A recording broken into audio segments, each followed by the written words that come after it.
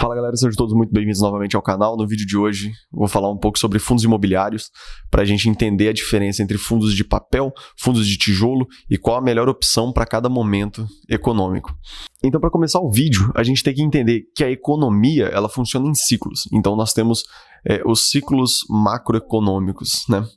Então a gente tem momentos onde a economia está boa, né? Que a gente entende que a economia está boa para a população, onde a inflação está controlada, a inflação ela está baixa, as taxas de juros, de um modo geral, elas estão baixas.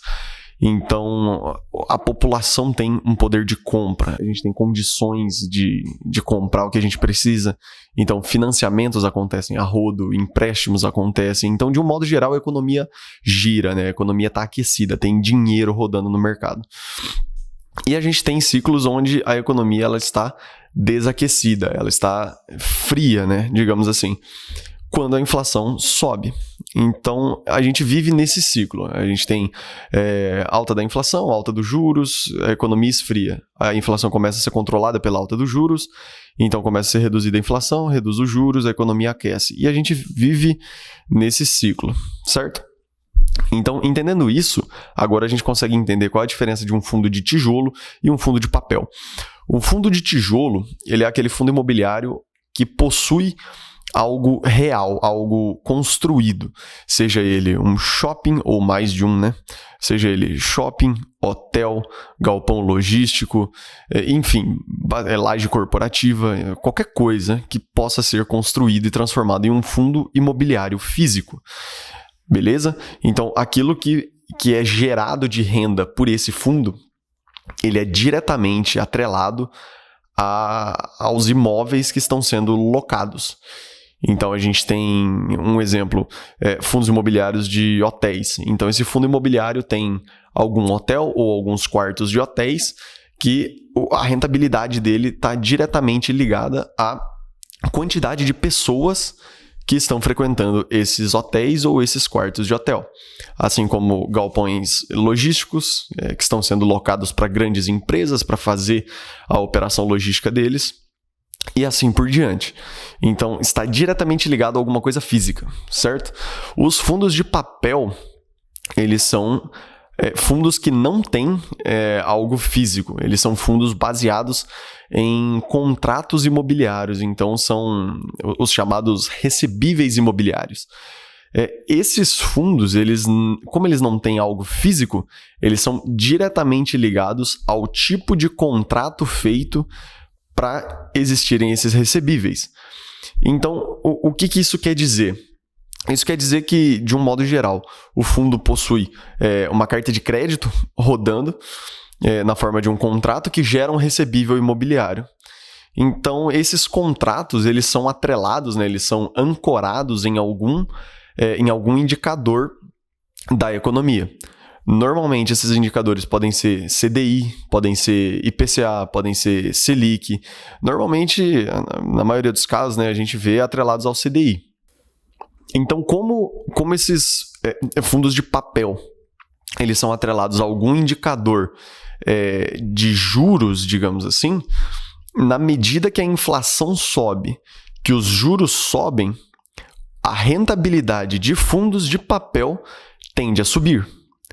E dos fundos de tijolo, eles tendem a diminuir. Por quê? Vamos pensar como se fosse um círculo.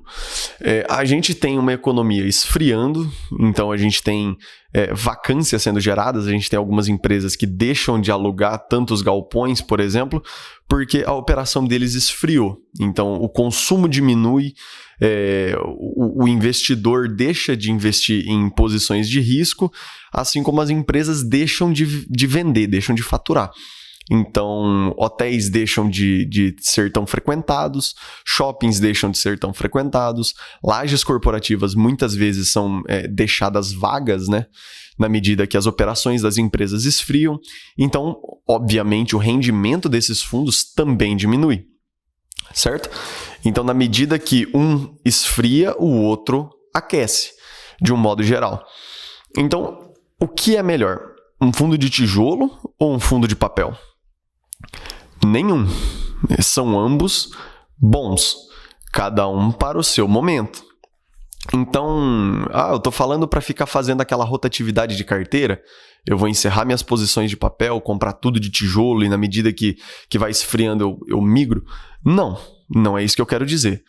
O que eu quero dizer é que pode-se esperar o rendimento variando ao longo do tempo. Então, na medida que a economia aquece, shoppings ficam lotados e tudo mais, o seu fundo de tijolo vai ter uma rentabilidade maior.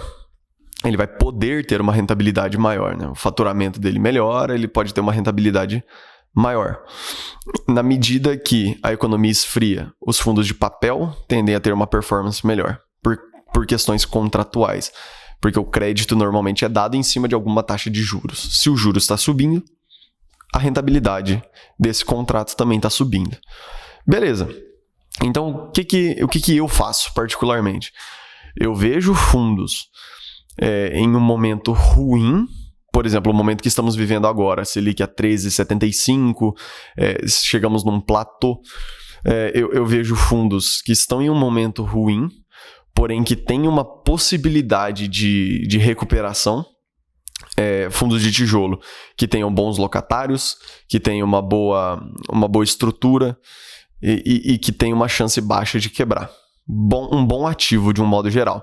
Se a rentabilidade dele hoje está baixa, se ele está desvalorizado, se ele perdeu o valor de mercado, se ele está mal das pernas, digamos assim, porém ele é um bom ativo, eu vejo esse ativo com bons olhos. Por quê? Porque muito em breve nós começaremos a ver o movimento contrário das taxas de juros.